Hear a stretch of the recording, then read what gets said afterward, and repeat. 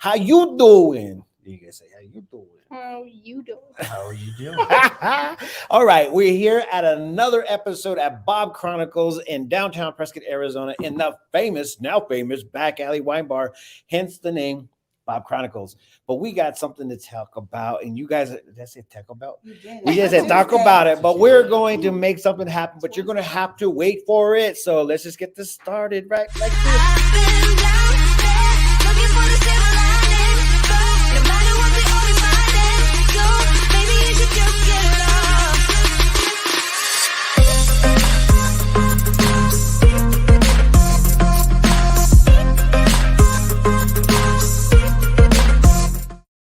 A question that we're going to have to ask everybody. Can we go ahead and turn it into a taco? He said taco burrito. We're going to talk about it right now. See the play on words, guys? Yeah. Okay, guys, just as you know, B.A.W.B Chronicles is a place that we like to go ahead and drink our wine and also talk to some of the things that are happening here in Prescott, whether it be a business owner or whether it be events or things that people are doing. And we just so happen to find somebody because our good homie, Isaiah Smith, shout out to Isaiah. He's actually in the house. He's one of our first studio member, audience members. Well, no, he's like a second. Yeah, and I just need you to go, make it sound like we got, there we go. And we obviously have the newest host with the most, and we still love you, Sherry. And Sherry obviously hooked us up with a beautiful place down here in Prescott, Arizona called Back Alley Wine Bar on the famous Whiskey Row. So tell everybody who our new co-host is. I'm Rochelle, and I am thrilled to be here. I always have a great time with San Martin and meeting some lovely new folks. Mm-hmm. Yep. And how we actually really like to start this is by drinking wine, but at the same time, let's just go ahead and introduce our fans and friends. Tell everybody who you guys are and what makes you famous. Well, I'm Kelsey Vanderhayden, and I'm Jason Gibble. and we pretty much put on Prescott Cars and Coffee. Boom. And as you guys will probably see on the bottom of the screen, you will be able to find their handle and their also website. But at the same time, tell everybody kind of what it's all about.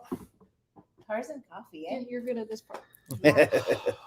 So as some of you know, and maybe some of you don't, Cars and Coffee is kind of like a grassroots community car show. What happens usually once a month across, I think, globally now. And it started over in Irvine, kind of California. It's where it kind of really grew and blew up. And it's the best way to describe it is everything from your teenager's first enthusiast car to his grandfather's, Ferrari or Corvette, and everything in between. So it's a nice collection of every make and model of car, every type of enthusiast, and we get together once a month, meet up, have coffee, and get to chat about life or usually cars. So it's really inclusive. It's just kind of all age ranges. If you're just starting Absolutely. to wrench on your own thing and you want to learn, maybe you get to come meet. Off-roads and classics and motorcycles are also welcome. So And just FYI, I'm actually scrolling a picture thing on your website. Obviously, they said that it needs to be updated, so don't worry, it will be updated. But at the same time, I'm showing some of the photos and some of the vehicles that are there. I see a McLaren. Oh my gosh. I was talking, I was like, dude, that's like a $265,000 vehicle. And we saw, I think, was there a Jag on there? Yeah, there's a lot of cars here. So tell everybody kind of why it came about and what really keeps you going. I mean, how old is this event? Well, we started March of 2020. That may ring a bell for viewers. So we got our first event off. And you're still here. That's Yes. still going, We I think we delayed it for after that first event. We stopped for about a month or two, and then we restarted it back up at the Gateway Mall right in front of Third Shot Coffee. Shout out to them; they always supply us great drip coffee out there. And acai, right? Mm-hmm. Yes, that's a good. Yeah. I keep forgetting that. So good. What was the question again? Why do you keep it going? I mean, what makes you keep on wanting to do this? Well, I think it's fantastic to get, going back to what I said, to get the teenager and to get the grandfather in the same lot and talking about cars and reigniting the passion or learning about, things as you grow as a car enthusiast. So it's Yeah, it's really just about the community and enjoying automobiles. And the community has a fantastic range of cars here. Yeah. It's all And- about bringing the car community together. Correct. In a sense, like Yeah. we're in a small town and there's only so many car events or things that go on, drives, but a lot of them are somewhat oriented to a specific group, whether it's the Porsche group or Yep. the Corvette group, The or classic. even car. the 21st century car show. When they do drives, it's mainly 21st century vehicles. Yes. Which there's no problem with any of that. It's we just like to provide a spot where anyone and everyone, no matter what type of car, can come, talk, hang out, and just meet people and have fun. It's like a networking group for car buffs. Yes, Yeah. it is. And once you're in the car community, you can't leave. Like I want to say it's somewhat of a crazy cult, but once you enjoy You cars, did not hear you're that kind here. of- you're kind of just stuck, and like everything is so interesting. And to learn about why this guy has this beautiful Porsche and like the story behind it, and that's what really drives us to just show up and have fun, is learning everybody's stories. And I'm going to go ahead and show the vehicle that she's talking about. And I tell you what, okay, so the thing that I love about cars in general is that it's a what would you say, a passion. You know, you gives you something to do. It makes you want to get out of your house, and you're like, you know what, I'm going to go on a nice Sunday drive or whatever day this is, and I'm just going to go and just park it and just hang out with some of the guys, you know, and girls. I mean, don't get me wrong. As you guys probably saw, there's also fur buddies. So if you guys want to bring your fur buddy, you're more than welcome to. So before we get into any more of this, we are going to toast, because that's just how we roll around here. And the reason why we like to drink wine, it's just, why not? You see that? Yeah, talk about it. I'm going to do it all day long. I promise you. I don't do it because I'm a dad. I do it because I have He's funny. I'm punny, man. I'm a punny man with a beautiful beard. Anyways, guys, we like to go ahead and do some drinking of wine, but we got to do it the right way. So ideally, you have to twirl it. The reason why we do that is because we aerate it. And then the next one is you sniff it, and yes, yep, it's true, you do. And you're sniffing the Velvet Fog Pinot Noir. It's actually really good. 2017. And then the next thing is you slurp it in and allow it to go ahead and just soak your whole tongue. Okay, so and then you can make the noises too if you want. And at this point in time, you're able to go ahead and taste some of the things that make this wine for what it is. Ideally, we got a ability to tell you a lot about the wine. Today, did we get any great notes about this specific wine?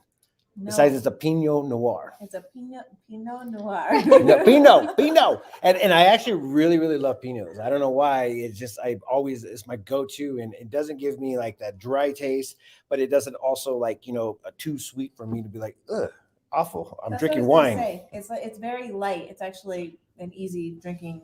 Pinot in general is pretty easy drinking. I think we did a Tempranillo. Tempranillo sounds very familiar. A few weeks ago, and it's a similar.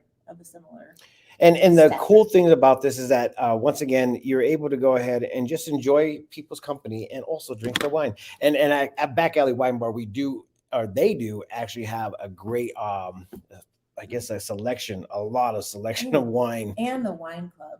Oh yeah. That's how to really become a connoisseur. Become a part of the wine club, guys. It's the only way to go ahead and drink your wine on a discount. Hey, and if you guys want to know, you can drink wine out of a box. It doesn't make you that bougie. Or boho. What do you call boho? I was gonna Oh, say that's not the boho. Oh my gosh. It doesn't make you a wino if you drink out of the box. I heard that from the grapevine. So needless to say, let's go back to the story. Let's go back to the story of where and why and how come. And if you guys have a specific like time where somebody showed up with the car, what was your thought when that person showed up, and then did the expectation of that car meet the expectation of that character? Oh, yeah, tell us some stories. You good got stories. a lot. I mean, I mainly I've gotten a lot of conversations mainly just because they see me every single month taking photos of their cars, and so I sometimes get into conversations that way. But you're the one that really sparks the conversations. I try to talk to someone new or two people new every single time, every single monthly event, which is why I started it. I think Prescott had one and then it went under or something, but I wanted to. The beauty of Cars and Coffee, no matter where you go, is that you get to meet all these new car people and you get to learn about their cars and their history, or you get to share yours and see someone light up and ask you questions. And it's if you're tinkering with the car, you've owned it for a long time, that's enjoyable to kind of share your passion and then hear other people share their passion. As of stories, I'm not quite, I mean, there's so many, I can't nail one down, but What about this guy?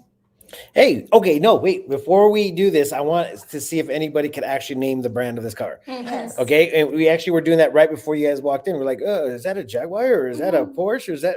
Okay, so hold on. How do I do this? Oh yeah, I know what I'm doing. I promise. I do this all the time. Hold on, I got this. Wait for it. And there it is.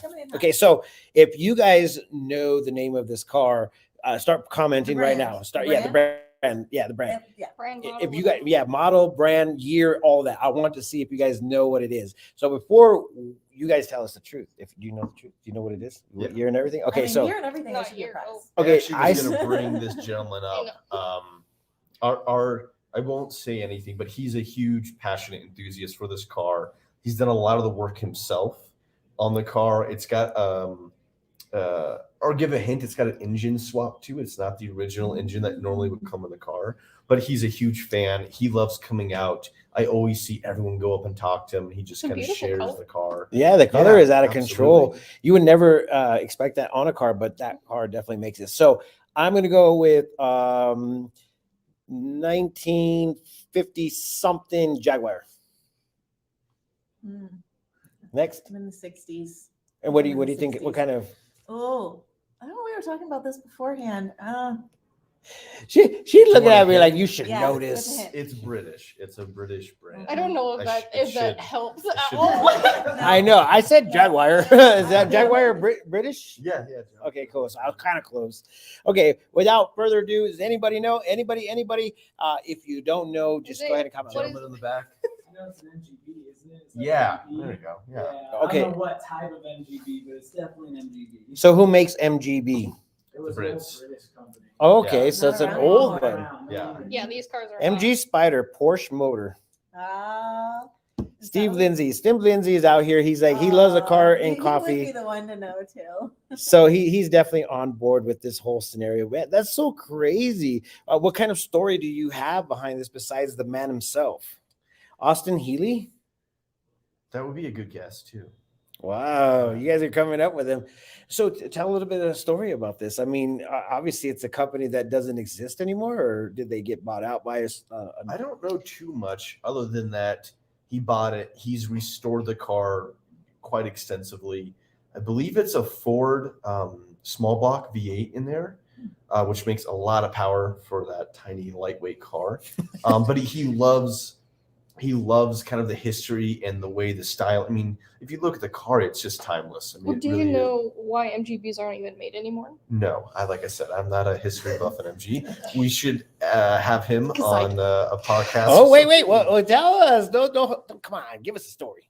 I feel like these cars I feel like died off really later, long time ago. My words aren't working. But Most British cars don't make it too far. I think Jaguar is probably the oldest going. Well, I guess Rolls Royce and Bentley, Mhm. but like Well, just kind of of normal consumer cars, Jaguar would be that. I think. Yeah, there were a lot of, just like in America, a lot of American and British companies were founded to make cars in the 60s and 70s and 80s. It kind of died off, I believe, most of these companies. when a lot It really does look like a Jaguar. I'm not gonna lie. I mean, I see the fenders, man. It's just like it just looks like a It does scream Jaguar. British. Yeah, definitely 100%. oh yeah, the curves for sure. Yeah. Yes, okay. So the history of cars is just really honestly what brings people back. How many people attend these on average? Ooh, So, like on a good spring or summer month when the weather's working with us, we've had between like 60 and 80 just cars show up. And then we've had, I think, people park outside on the side. And I think the best thing about this event is when you see the really young generation, like families show up with their kids and their dogs, and they're walking around, and you can see the kids look at these cars. And actually, if you go back to that Porsche photo, that gentleman is awesome. It's a Porsche GT3. He will open up the doors and let children go in there and sit in it. I think rev the engine a little bit or something, supervised, of course.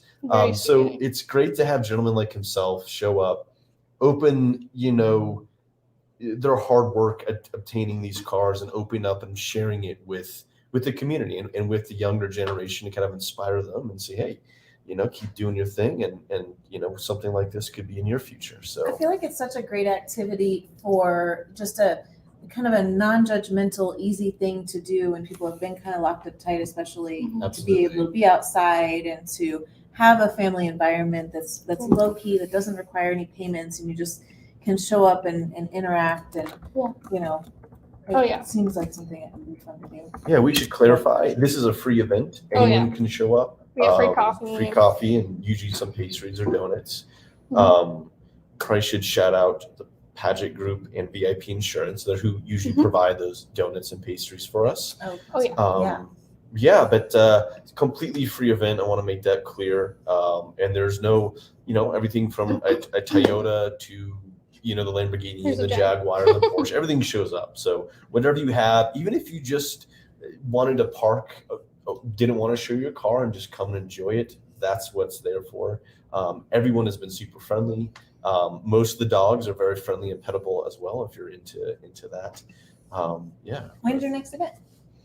So our every event we have is the fourth Saturday of the month. Okay. So this last one we planned on doing it, but woke up to snow, which was very fun. So it eventually pretty much got canceled. But we had 3 people show? No, I think we had about 4, 5 or 6 cars, and then Well, I bet you it was all the Subies. it was actually Mopar. It was all actually Mopar. Yeah, it was a TRX. TRX and- They're like, okay, we want to make donuts. Exactly. Yeah. We want to make the donuts. Okay, so a part of this show, just to switch it up just a tad bit, because we do got to talk a little bit about the wine. We literally like to talk about wine myths. Have you ever done something while drinking wine and you're just like, you have to do it this way, such as twirl it, sniff it, and anything that has to deal with it? Do you guys have anything that you want to try to myth bust today? I don't think so. I've done a few He tours does it all the time. and filling me out. Every time. I've done a few. If you guys don't know, they're tours. husband and wife. I mean, if you don't know, now you know. Yeah. I've been to Sonoma. I've had a short summer there. I did some wine tours. There's a lot. At the end of the day, if you enjoy and it tastes good, maybe just let it breathe or whatever they say. I think that does help. And then, just enjoy your wine. And, What about how you pour it? We don't know, but I actually do have one that we're going to go ahead and myth bust right now. So I think, did we do this last time? I think we did. Hold on. Let me push it up. Okay. So as you know, this is a screw top. So does a screw top wines, are they garbage? No, I think it's because corkage is an issue for the stock, and a lot of wine would go bad. So it's actually switching to a screw top is a good thing, although some people will probably stick their nose up at it because they don't. Okay, so I actually have a really big history thing of it. So back in the days when you actually were drinking wines and they went back to the kitchen, they didn't want the people to be drinking their wines. So what they ended up doing was they put a cork in it. So they couldn't, and if they obviously took it out, they would know. But I think that's what happened. Who knows? I could be telling a story. But this is the crazy thing about it. Is that where it comes like telling you should be quiet, put a cork in it? Yes. I feel like that's a good one. Yeah, it could be right. That's where you play the line from. Maybe that's. I'm going to use that on another B.A.W.B Chronicles. I got actually a dad joke, but I don't know if it's suitable for you guys.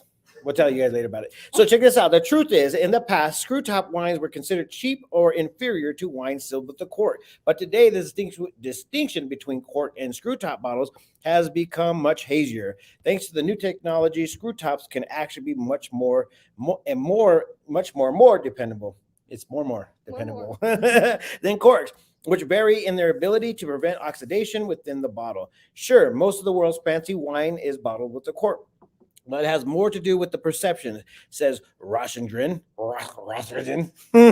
for just about anything intended to be a drunk within a year or two after bottling. Screw cap is great, he assures. That's the reason that you're supposed to store your bottle this way, when with reds especially, I think, I don't know about whites, was to keep the cork from rotting or going bad. To keep it Sense. It's like moist. Yeah. That makes sense. Who knows? It could be a myth. maybe. But that's not how we roll around here, because we want you to know all the truths and we want to give it to you. So make sure you follow us at all times. And if you do, make sure you also follow the Back Alley Wine Bar, Cars and Coffees, and also the Prescott Times, because that's what we roll from. With that being said, tell everybody how to find you, where to find you, and your next event, just to sum it all up.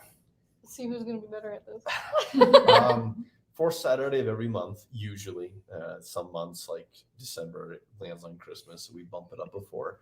And it ranges in time. Right now, with this winter kind of temperature, we're going to start around 9:30. Spring and 9:30. summer, we start about 8:30. It's not 9 or 9:30. It's 9:30. There are gentlemen that like to get there I know. before we do to get set up. Okay, all right, There's I'll be some better diehards. at it.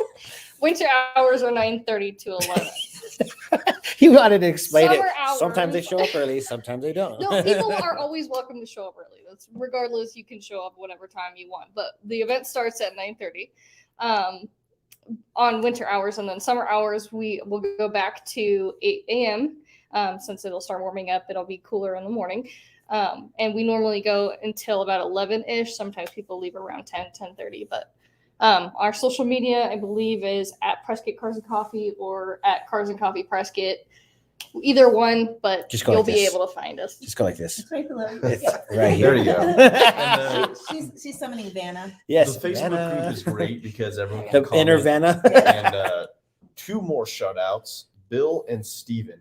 There's some photographers in the community, and they always come and take photos and then post them to the Facebook group. So if we accidentally missed your car, they for sure got it, and they take some great photos. So thank you to those two guys for coming out and enjoying the passion of photography. And I think that's probably it. Thanks Yes. for bringing us this great community event. It's family oriented Yeah. too. It's really, really awesome opportunity. And you do some fundraising for local nonprofits. Yeah, the Prescott Kiwanis Club, and I think we're going to try to keep this raffle going. We probably should. Yes. We'll update the website and the Facebook group soon with, I love with it. the other